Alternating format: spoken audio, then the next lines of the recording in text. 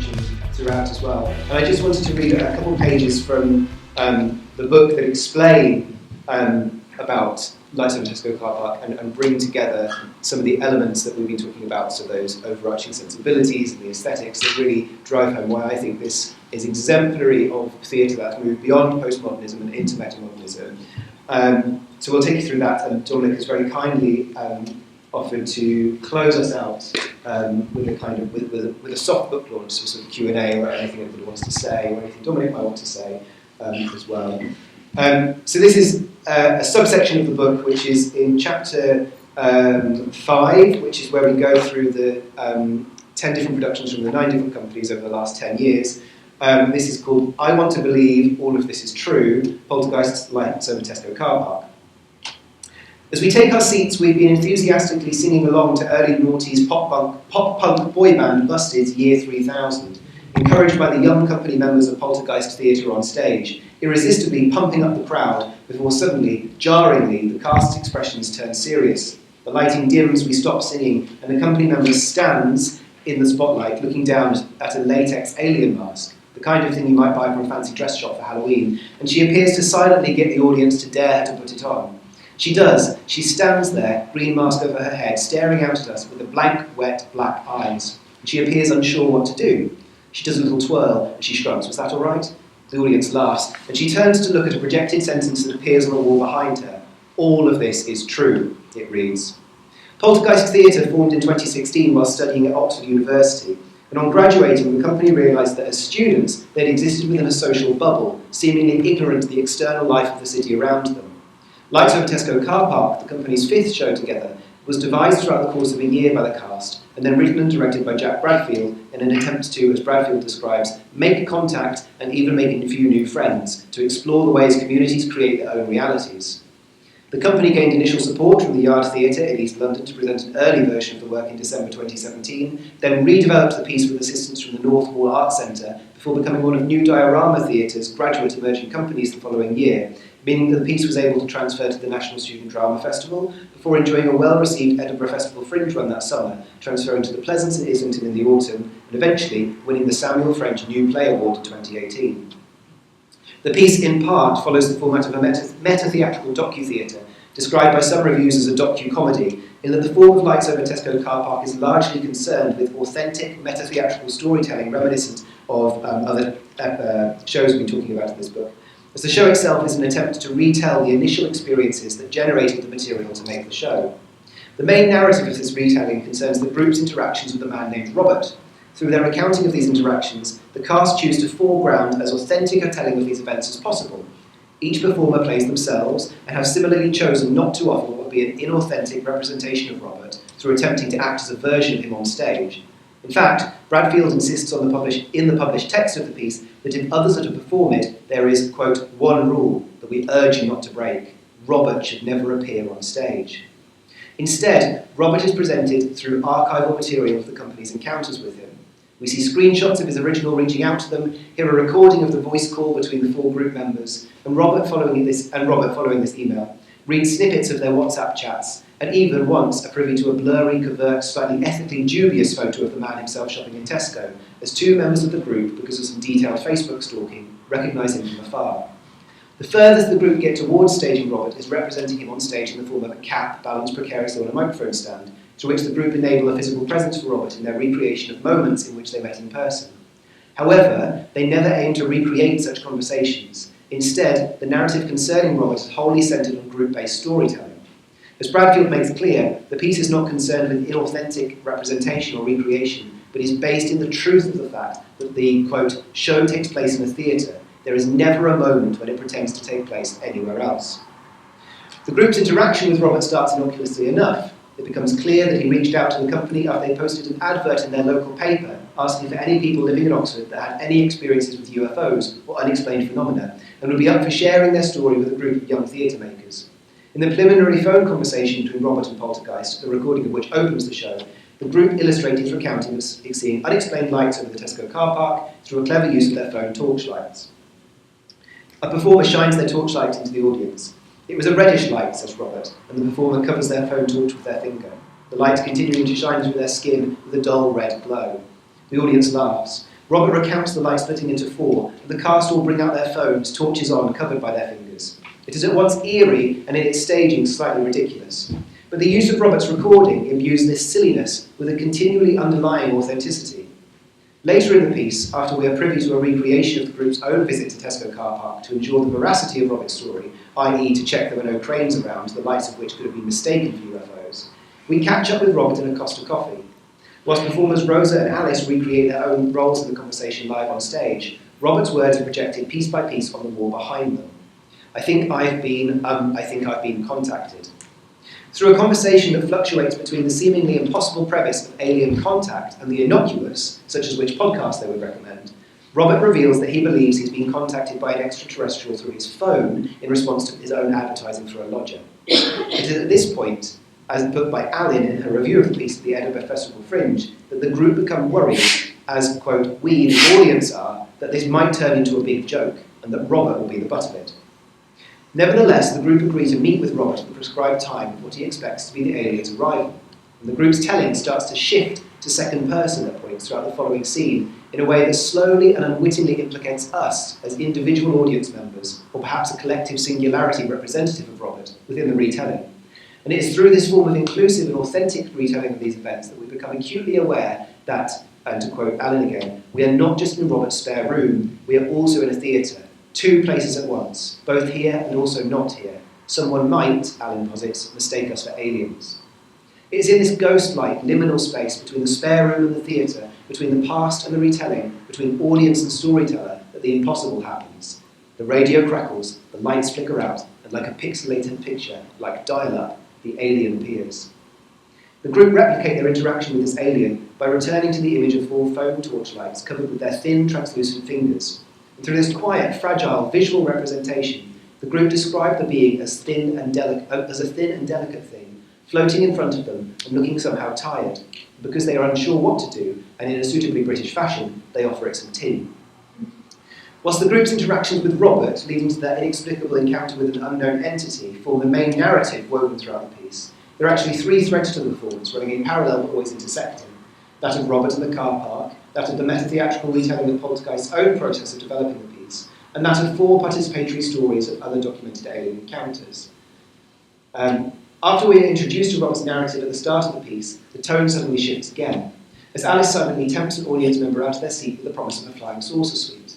And this is followed by a silent call and response, in which it slowly becomes clear that Alice is asking the audience member to copy her simple movements. Throughout these four reenactments that carry on after this, each audience member is gently guided through their part in these mini performances, never becoming stooges to the performers. Instead, as Chapman states, the answers which the selected audience member gives when questioned guide the form of the narrative, which therefore alters each time the piece is performed, reflecting the shifting nature of perceived truth threaded throughout the show.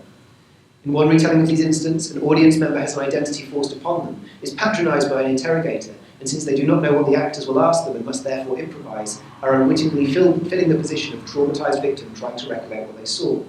In another, someone finds themselves blindfolded and experiencing a literally hair-raising moment as a static from a balloon are used to replicate the feeling of an alien sighting. But whilst on the surface such encounters sound quite daunting, the care, reassurance and compassion that Poltergeist's company members offer to their volunteers throughout this participation instead imbues every encounter with a supportive, friendly atmosphere. Each participant and the audience at large is softly encouraged to feel in on the joke with the company members, rather than their participation being the joke itself. Between these stories, one of which is never actually chosen throughout the piece, meaning that in each performance of Lights Over Tesco Car Park, one actor's reenactment is left out, the jealousy, annoyance or relief of which plays into their interaction with the rest of the cast throughout the remainder of the play, the narrative of Robert and the alien is also intercut with other meta-theatrical moments concerned with the making of the piece itself. In this intermediate level of metamodern meta-theatricality, we experience, to quote Carlson, more abstract scenes like a conspiracy theory dance number called Articles We Found in Our Research, in which the group energetically share some of their favourite findings, asking us to remember people actually wrote these.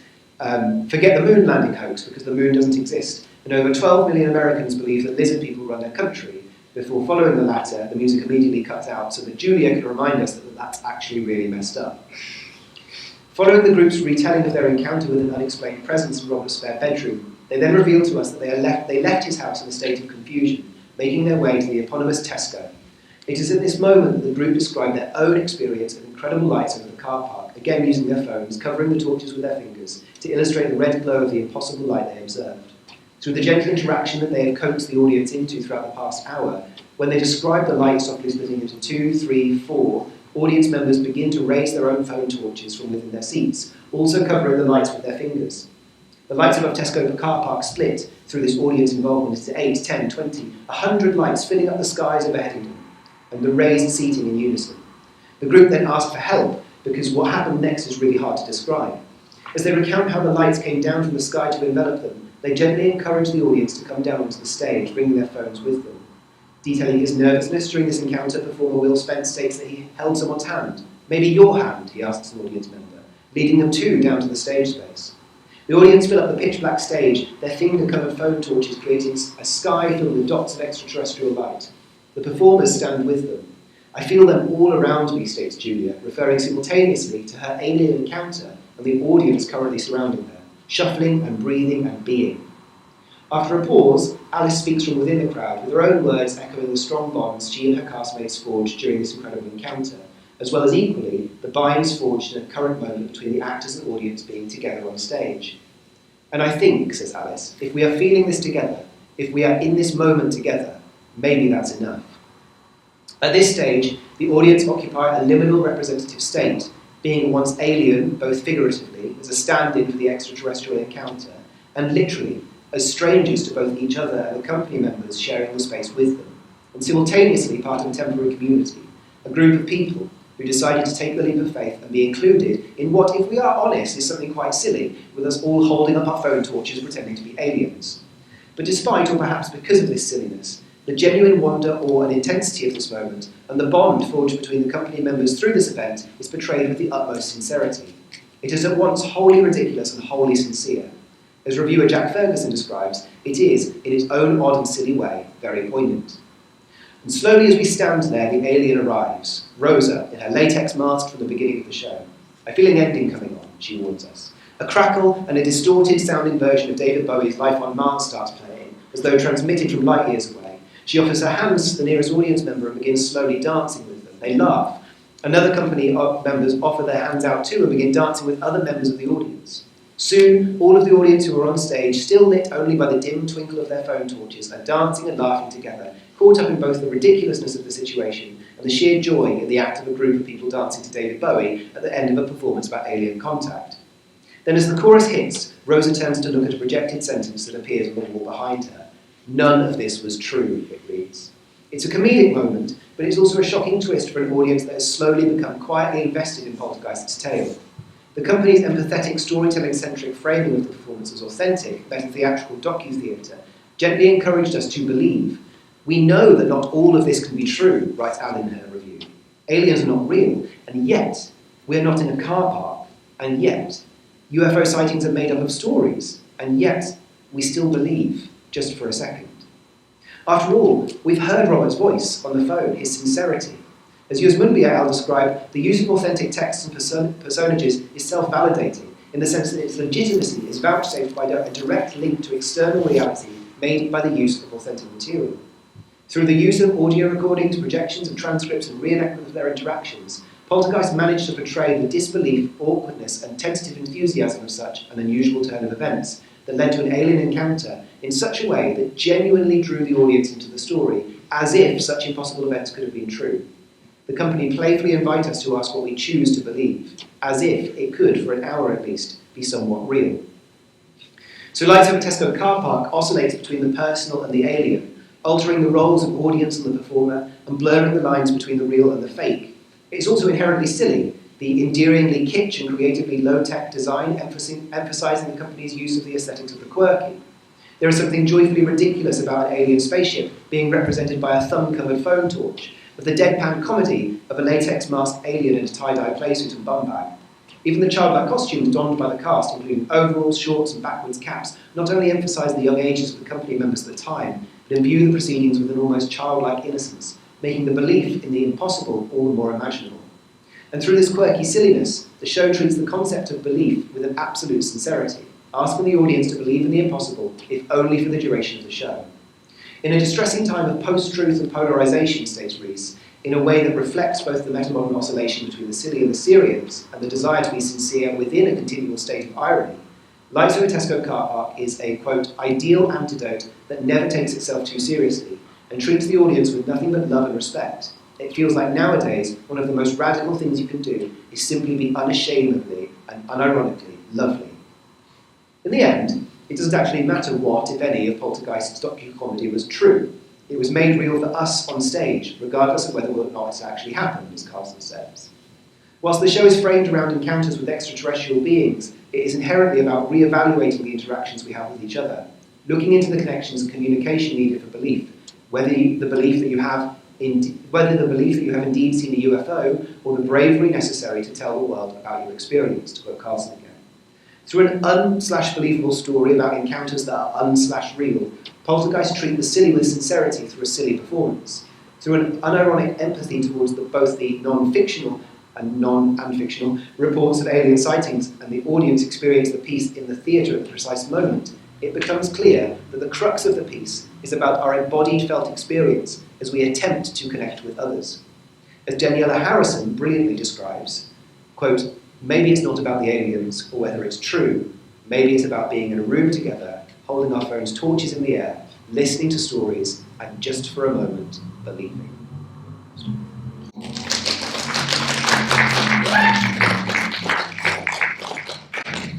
So I'm really glad to welcome Dominic Hingorani onto the well-worn floor from today. And hopefully, just check the microphone. I'm going to practice with my mic. Does that work? They should be hearing you as well. Brilliant, good. Dominic, do you want to take over? I want to say stuff. We all want to say stuff. My job, I think, is to enable us to ask Tom some searching and really impossibly difficult questions. I always found when I ever went to conferences, I really didn't know how to answer the people who asked me the questions. Much more intelligent. But this is a brilliant piece of work from Tom. Congratulations, first of all. And I've been privileged to know Tom. Yeah, I think so. Yeah. And I've been privileged to know Tom since he started working on this, on his MA. And so it's been a long journey. Tom, and a lot of thinking has gone into this. Yeah. Really important piece of work. Really important of historiography, mapping emergent practitioners and ways of thinking about contemporary performance. And I was speaking with my colleague, who Tom also knows, Professor Sarah Lee Caston, just before this, and we were just rather lamenting we've only just got to grips with postmodernism.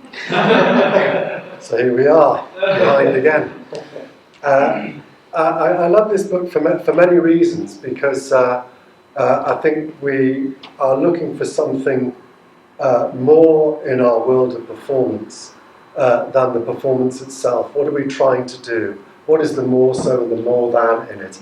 And this to me points to a direction for that I certainly didn't understand, but you certainly seem to have captured something in a moment there. I particularly admire the way that you kick off the book slagging off the doyens of postmodern performance, forced entertainment, just in case anybody hadn't mentioned it, they do want to sue you. But in the nicest way possible, and that oscillation in a way that you point out between the metamodern and the postmodern is a really rich space that you've inhabited. One of the things that I'd be lovely to ask you, so I get to go with my first question. I've got loads, but I only do one, and then I'm sure other people have. But one of the things that, in a way, that in terms of one practitioner to another, one researcher to another, where my practice is still very much located, I would say, sort of unashamedly, I'm afraid to say, in the modern. But I'm really interested in your work and your understanding, Tom, about storytelling, which I think is something that we very much share, and this notion of authenticity and community. And would you mind speaking to that a little bit? Yeah. Before we take some more questions. Yeah, absolutely. I want to bring it back then to what Dermot said at the end of their thing earlier, which was about the bringing theatre back to that campfire and storytelling around the campfire. And I can't remember if he said it was a show they'd done or a show he envisaged, which is everybody in the round and sort of telling stories through a campfire. You look at the one of the places in Edinburgh Fringe where a couple of these shows that we're looking at in the book are performed. So Yes, Yes, No No's, We Were Promised Honey, which is Sam Ward in the audience, talking to an audience member at the beginning, and and that's when the show starts, and it just tells a story with the audience and involves them in this community. But it's a story that is alongside the story of this person that he was an airport worker who stole a passenger plane, and we know that it's going to eventually crash. This story, it's a real story. And he sort of brings that to the fact that we know that we are always going to leave the theatre and leave that community, and we know in the Anthropocene that the climate apocalypse is coming, and we know that we're heading towards disaster. And so what that does is that, and I think this is, I bring this example up because we haven't talked about it today, but it's a great example of all these things, is it uses literally just the act of storytelling. He says, I'm going to tell you a story. I just need somebody to say, go on, and I'll tell the story. And he brings that back all the time. He always asks permission to carry on with the story. We know it's going to end badly. Can I carry on? Can I tell you the story? Can you read these lines for me? Can you tell me this part of the story? And the story is always going to end badly, politically and ecologically and in this horrible sense. And yet, that story at that time, and that community at that time, is really precious and brings us together. And there's something about the hope within just that moment that we know is going to end, but it doesn't mean we can't enjoy it in that moment. And the reason I bring that up is because it's an example of storytelling, but it's an example of the power of storytelling that I think has come back into the theatre in certain respects. And Anne Bogart brings this up. I've said this a few times today, but Anne Bogart brought this up in 2014, and she says, we had a quote from it earlier, she's a product of postmodernism. She's been fighting in her whole sort of theatrical life against the tyranny of stories, I think is the quote. And yet she suddenly finds that actually storytelling is the most important thing, both within politics and within theatre. And the sort of the power of narrative for the individual and the collective, again, both politically and theatrically. And so I think storytelling, although it is really simplistic, and in some ways it's not that return to dramatic drama. It doesn't have to be dramatic in any way, shape or form, but it's about that almost pre-modern, that what Denver would call traditional, just and what Dermot said, sitting around a campfire and sharing stories and bringing us back to that connection at a really base level, which I don't know if that is something that is a reflection of our time, but feels like theatre offers that space of embodied connection, even if we're sort of virtual, at that time, and sharing stories as well. So I think that's the crux of it, really. And is there a radical politics in that storytelling as well, Tom? Because in a way there's it seems to be a sort of kindly performance of politics going on, but actually there seems to be a radicalism underpinning it. Yeah. So say a bit more about the context in which it's sat there. Yeah, absolutely. So the book is subtitled The Politics of Hope/Lessness, which goes on, it sort of builds from the idea of the oscillation between sincerity and irony, or knowingness and naivety, and for me it also, there's a fluctuation in metamodernism, but also within this theatre between hope and hopelessness. And whether that's with a lot of companies engage very specifically politically, and a lot of these companies are very critical of that work at the same time as well. There's a kind of, we are theatre makers and we have a very strong political opinion or a thing that we want to change in the world, but maybe this is what we can offer, but is it enough? What does it do? Who are the communities we're engaging with? Like, who am I to say all this kind of stuff? So there's an inherent criticality there that is hopeless about theatre's efficacy. But again, returning to that hope of the collective or the possibilities. There's a company in the book called Feet Theatre, and their show, which was at Jerry's Cafe, which when I saw it years ago, 2018 now, when it was a theatre space just across the road, and it's about they work with the local community before the show, and they sort of take these stories, they tell you these stories, and you tell them stories in the show. But there's a moment in which you have to close your eyes, and they tell you this story of what you do after the show, and it's about going on and making like a change and a difference, and how you start a revolution.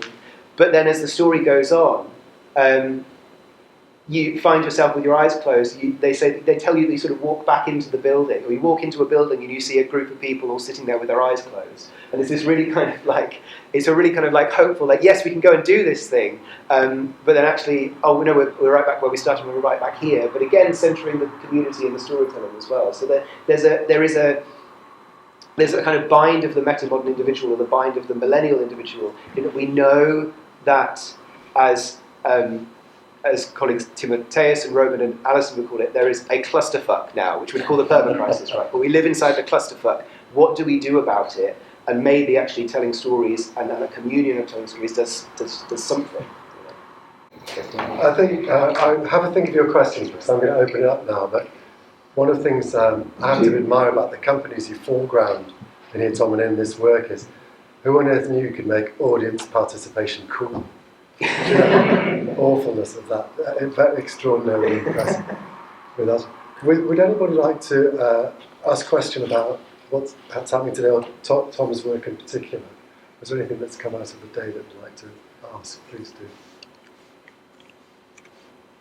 Please. Hey Tom. A question that I've had, and I've had for a while in theatre in general, especially like with reading and stuff, why do you think it's important to kind of label these artistic movements? Why is it important to have, this is postmodernism, this is modernism, and it's deconstruction, but it's deconstruction in a different way? Yeah. Like, whenever I'm doing the readings and stuff, and like, but like when I'm reading and stuff, in my head I'm like, what's the point in going into this much detail and like racking your brain this hard to define something? Like, do you think defining it helps performances, or do you think it's like important? Yeah, that's a really good question. If we didn't hear that online, that was a question of sort of what's the point of all this? What's the point in labeling and defining things so in such a rigid way? It's such a good question. It's a question I've grappled with, because speaking to people at a conference last year, there was a bit of an argument similar to that, and it feels really.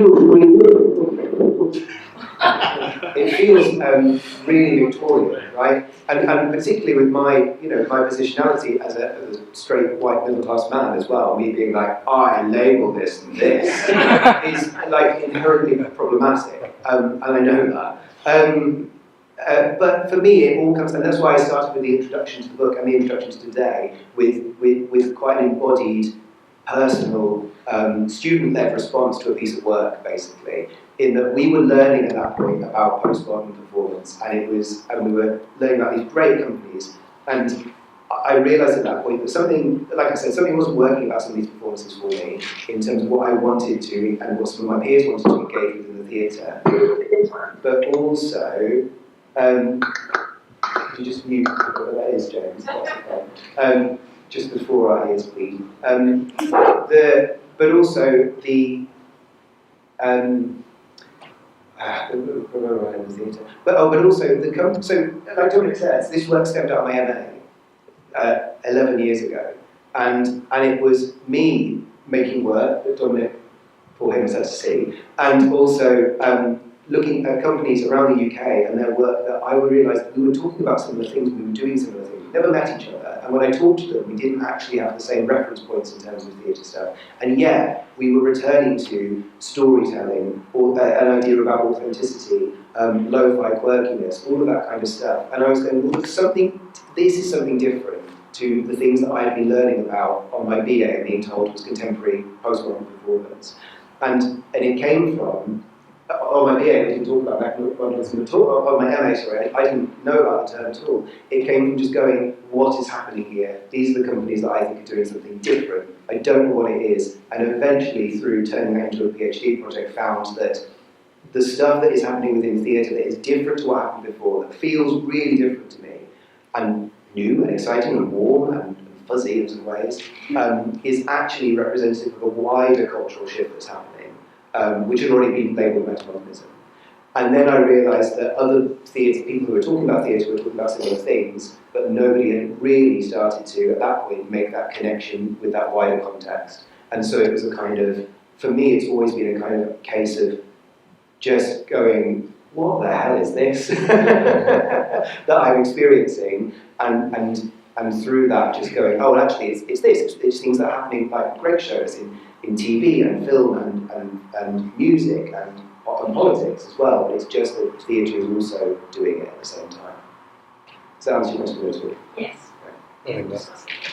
That's a great question. Sorry, Tim. We've got some questions Oh, online. okay. So we've got Eleanor, who says, I'd love to hear your thoughts about an issue that she's having in her own work as they write up their thesis, real authenticity in academic... I have a question, if I may. Oh, we're just on one at the minute. They can't hear you. Oh, they can't hear me. Yeah. Brilliant. Well, do you want to go ahead and we'll go back to the question? James might borrow that microphone. Go ahead. Okay. My question is, how does metamodernism coexist in the queer-transgender diaspora and Mark Fisher's hauntology and capital realism? Does metamodernism have sort of a dogma of a style or a structure, or is this something just as intuitively happening to us at our times? We just haven't had the language, like you coined the language to make sense out of it. That's a really great question. I can't speak too much to the queer and trans community as I would be speaking for a community, but I do know that there are some people that are looking into the oscillatory nature of metamodernism as reflected within that, or the both and dynamic, both neither dynamic as well, which I think is really representative of this. In terms of Fisher and capitalist realism, there's a paradoxical element here, which I think that there are so many elements of not so much capitalist realism, but more in kind of Fisher's work on lost futures and the development of ontology that are explicit within metamodernism, but it's also a bit of a move beyond that without being able to move beyond that, if that makes sense. I know that's paradoxical, but there's so many companies, particularly within the millennial bracket, that deal with that idea of the haunting of futures, that they're being haunted by futures that can no longer come to be, because we were sort of sold and promised a version of a future that doesn't exist within the relative peace and prosperity of the 90s and early noughties. And so this whole time, and this is everybody's feeling this now, and the generations below me, of course, are feeling it even worse due to COVID and the permanent crisis and the incoming climate apocalypse, is that the future that we were told existed no longer exists. And so I feel like metamodernism is almost, metamodernism in theatre is almost a chance of reckoning with that and almost escaping that or not escaping that. But in terms of capitalist realism, the sort of end of history, I feel like metamodernism shows that there is something else beyond there. And so it feels as though Fisher and his work on that is enveloped within metamodernism, but it also strives to move beyond it, if that makes sense. I'm grappling with it at the moment. I will just keep them muted just for time's sake. So, sorry, going back to Eleanor's question online. They're having a few, they would love to hear your thoughts, Tom, about an issue they're having in their own work as they write a thesis, real authenticity in academic output. So many of the processes of practice and research, all the messy bits, don't make it into the shared output, like the papers, the books, etc., because there is a pressure to tick certain boxes in certain ways. Yeah. What might a meta-modern approach to academic writing offer? Yeah. Did you find this in writing the book? It feels nicely anarchic. Oh, I like that. I tried to. When you write a book for a series, you work with series editors and they work with you on the book development of the original proposal, and then when you write the book, you send it to them and they give you feedback to develop, obviously.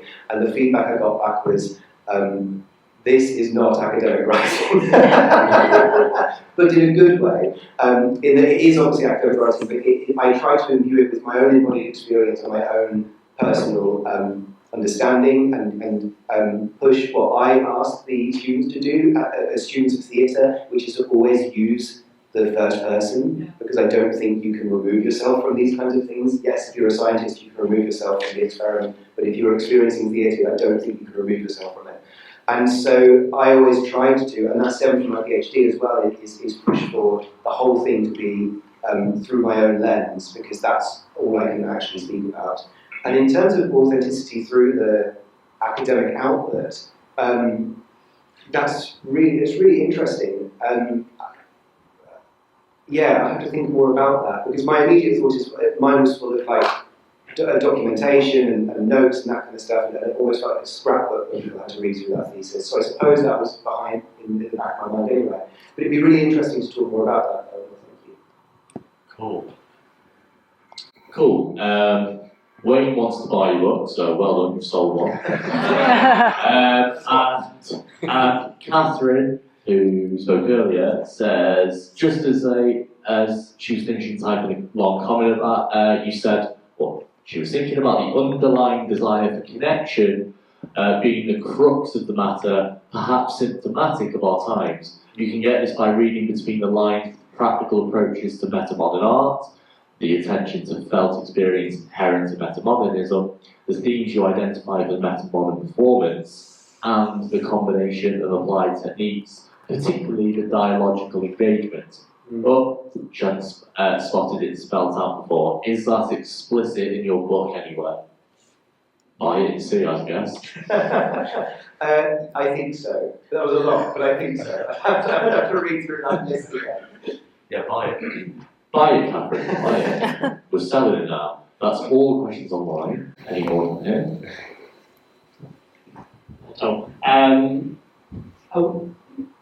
The chapter you finished with ended on a really lovely note. Literally, you used the word loveliness. I think and that's something close to my heart in terms of the way I like to view art and the world. But and a lot of the themes that we discussed today are storytelling and connection. Mm-hmm.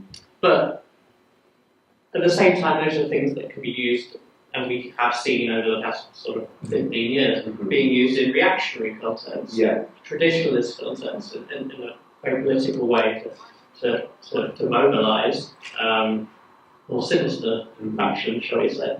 But thinking through today, and especially with this piece like over the Tesco car park, the thing that struck me was not just connection but inclusion. Do you think maybe that might be the thing that differentiates or can be a more hopeful route towards a metamodern future that doesn't return to reactionary ways? Yeah, that's really interesting, and I'm glad you brought that up, because actually you're absolutely right. I feel that there's lots of sites. Remember the DVD logo. There's lots of sites of metamodernism. You're absolutely right. The return to the promise, I suppose, of meta-narratives and the idea of that sort of rerun of modernism, even if it is ironic, but has sincerity in the irony, does lead to. I mean, there are people who talk about metamodernism that sort of see it as a political project. Which is very left-leaning, but actually, Corbyn was a return to a new form of socialism. Brexit is a return to a new form of empire, or Trump is making America great again. It's a fictional meta-narrative that we're returning to, but also you're right, that kind of need for connection and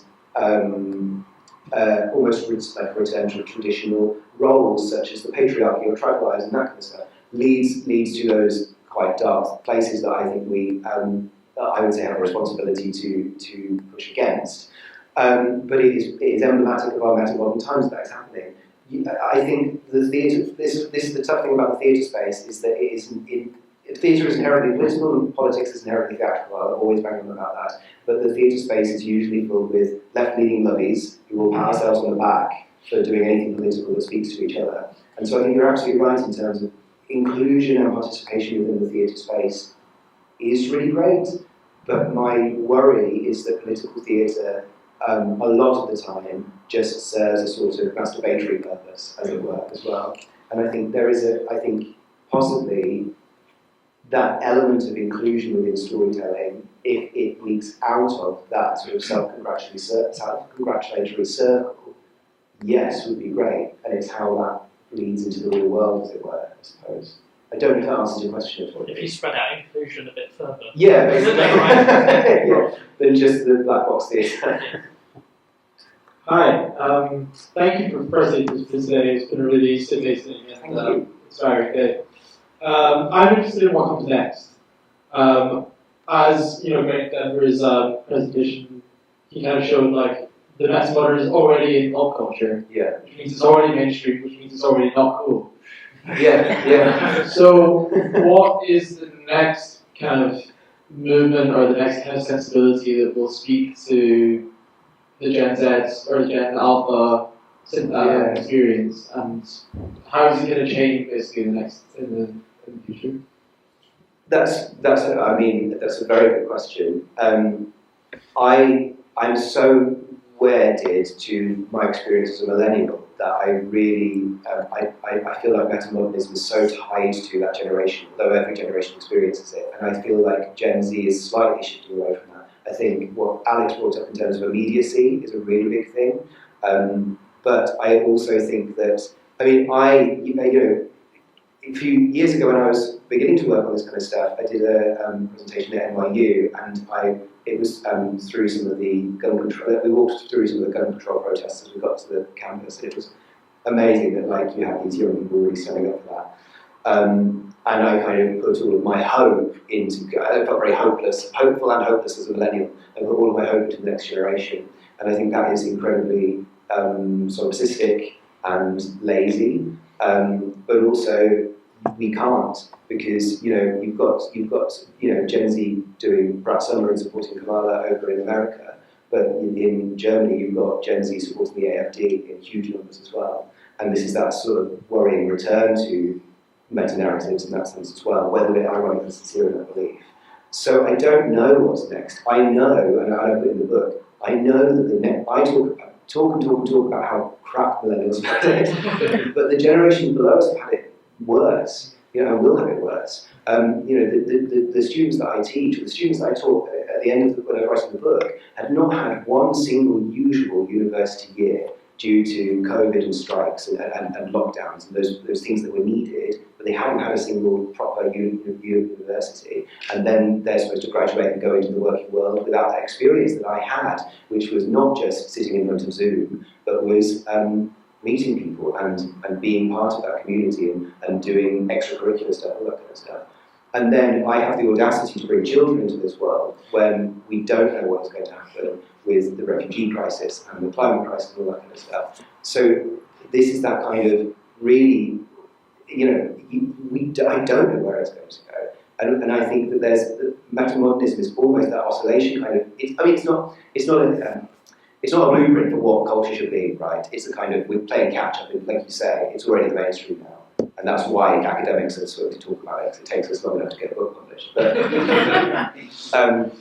I feel as though the next thing will be more immediate and urgent and divisive, and continue to be more and more divisive, probably. But I also have to have some hope, because, and Caroline brought this up with me the other day, we are constantly told that it's hopeless, and that we're in the late stage capitalism and the end of history. And so if everybody, including the mainstream, is telling us that it's hopeless, it's our responsibility to maybe provide that hope that's missing from that as well. So maybe hope will be the next thing. One more? Yes, I'm aware of that. Hi Tom, thank you very much. It was very inspiring. Thank you. My question is with regards to metamodernism and the relationship and the positionality with provocation, disagreement, and audience alienation, if it does exist at all in terms of what we've spoken about today. Yeah. Again, that's a really good question, and it's something I really struggled with when I was doing my own PhD practice, which was really overtly about getting communities to communicate within a performance. And to have those disagreements. And it was trying to find those disagreements, I suppose, because part of what some people have sort of termed who see metamodernism as an opportunity for a political project is about increasing levels of communication and different experiences. So having more voices in the room, I suppose, which is to do with that kind of stuff, right? and to have those dissenting voices, to have more conversations between each other, and to be more listening. But like I say, it is very hard to include dissenting voices within the theatre space in terms of who engages with those spaces, how, when, why, how you reach out to people, that kind of stuff. But I think there is something inherently. I took the students the other day to go see a show called Citizen Assembly, which was us. It was incredibly metamodern. It was us reading out script we were all participants. Loads of us read out script, but it was all partly being inclusive. But it was really about the idea of just going back to the people that were being included and being able to tell our own story. And so I think that there is something inherently metamodern, I would say, in that sort of shift towards that frame of politics in that sense as well, which would, in that sense, include more dissenting voices, which is great, in order to move forward towards progress. And maybe it's through those conversations and that back and forth that we can then move forward towards something.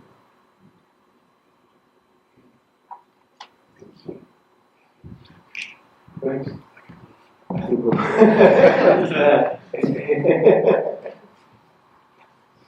Thank you for those brilliant questions, and thank you to Tom, not only for all of this day, but for this book, which is brilliant and correct.